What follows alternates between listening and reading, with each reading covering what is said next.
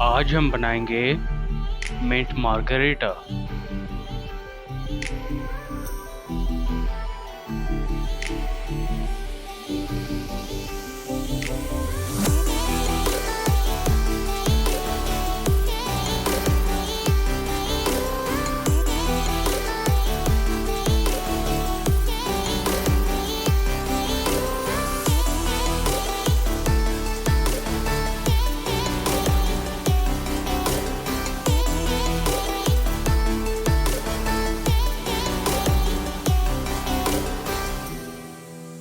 Fry करते वक्त ये ज़रूरी है कि पहले पैन को गर्म करें, फिर इसमें तेल को गर्म करें, फिर इसमें अज्जा शामिल करें। शुक्रिया।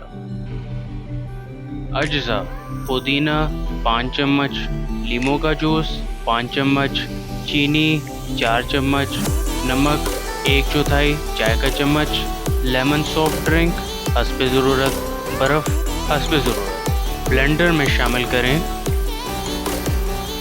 पुदीना 5 चम्मच, चीनी 4 चम्मच, नमक 1/4 चाय का चम्मच, लीमू का जूस 5 चम्मच, बर्फ़ हस्ब ज़रूरत, लेमन सॉफ्ट ड्रिंक हस्ब ज़रूरत। ब्लेंड करें।